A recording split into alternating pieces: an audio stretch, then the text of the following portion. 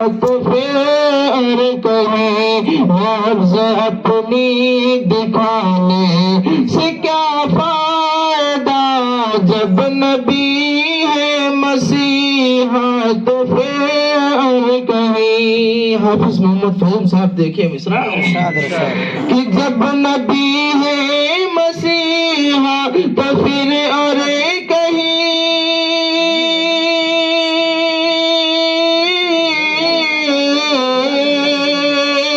جب نبی ہے مسیحا تو پھر اور کہیں نبض اپنی دکھانے سے کیا فائدہ، نبض اپنی دکھانے سے کیا فائدہ.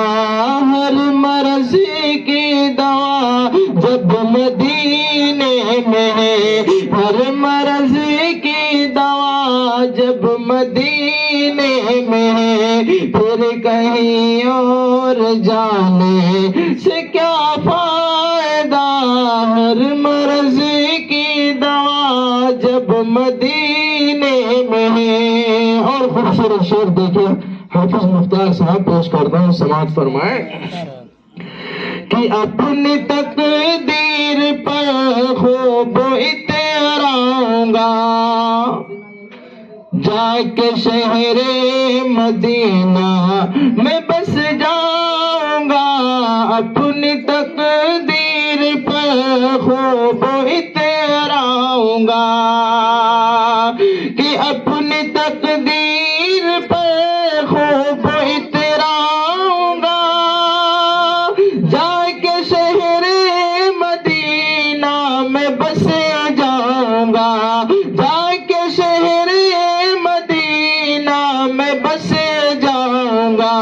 واپسی کا میرا جب ارادہ نہیں، واپسی کا میرا جب ارادہ نہیں، پھر یہاں گھر بنانے سے کیا فائدہ. ہر مرض کی دوا جب مدینے میں ہے. بہت بہت شکریہ. اور بہت خوبصورت بن حاضر خدمت کر رہے ہیں ہمارے پردہ نشین خواتین حضرات اور سامعین نظام. سماعت فرمائیں کہ رب کی وحدانیت کا جب اقرار ہے. مطلب ہمارے پاس اگر ذرا سی مجبوری آ جاتی ہے، ذرا سی پریشانی آ جاتی ہے تو نہ جانے ہم کہاں کے چکر لگاتے پھرتے ہیں، مگر ہمارا جو ہے خدا سے کیا تعلق ہونا چاہیے تھا وہ ہمارے پاس آج نہیں ہے. ذرا سی مجبوری آ جاتی ہے، کوئی پریشان ہو جاتا ہے، کوئی بیمار ہو جاتا ہے تو ہم دنیا بھر کے بہانے بناتے ہیں اور مزارات کے چکر لگاتے پھرتے رہتے ہیں. یہ مرض جو ہے ہمارے اور آپ کے بیچ میں بہت زیادہ پھیلتی جا رہی. خدا سے بندے کا کیا تعلق ہونا چاہیے. مصرع حاضر کر رہا ہوں، سماعت فرمائیں کہ رب کی وحدانیت کا جب اقرار ہے، پھر بہانے بنانے سے کیا فائدہ.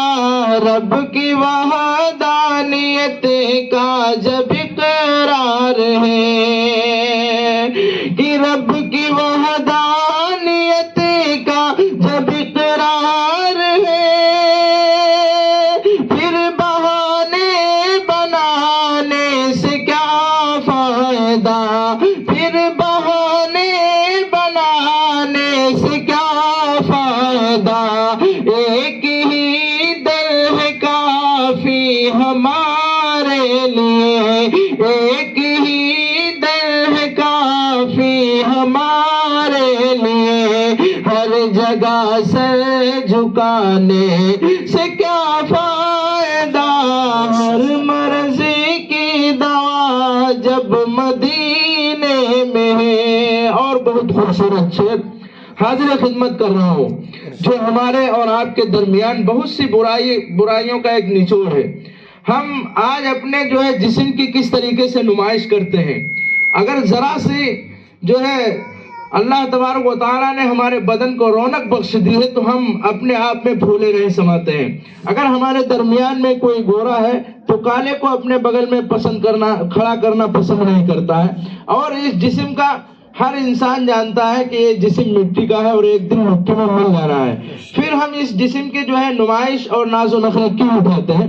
حاضر کرنا سماعت فرمائیں کہ اس سجاوٹ کا جب کوئی مطلب نہیں، اس سجاوٹ کا جب کوئی مطلب نہیں، روز اس کو سجانے سے کیا فائدہ، اس سجاوٹ کا جب کوئی مطلب نہیں، کہ اس سجاوٹ کا جب کوئی مطلب نہیں،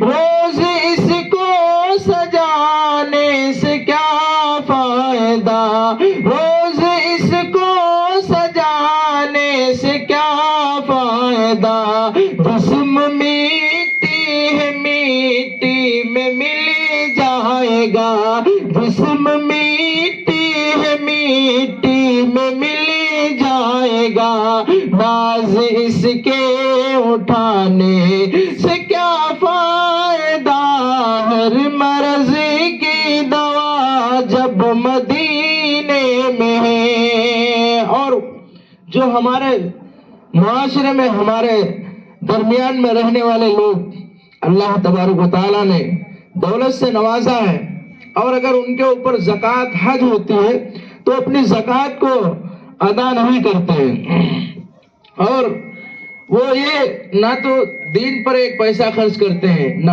مدارس اسلامیہ کا خیال کرتے ہیں، نہ مساجدوں کا خیال کرتے ہیں، اور یہ جو دولت دن و رات کماتے جاتے ہیں اور ان کے عقل میں یہ بات کیوں نہیں پڑتی کہ یہ دولت ایک نہ ایک دن فانی ہو جانا ہے، جس کے لیے ہم کماتے ہیں وہ ہمارے مرنے کے بعد عیش و آرام کریں گے، اور ہمارے مرنے کے بعد ہمارے ساتھ کیا کیا چیزیں جائیں گی، نہ یہ ہمارا پیسہ، نہ ہمارا مال، نہ ہماری دولت، نہ جائیداد، زمین، مکان، کوٹھیاں، یہ سب یہیں پر رہ جائیں گے، صرف اور صرف اگر ہمارے ساتھ کوئی چیز جانے والی ہے تو ہمارے اچھے اعمال ہیں۔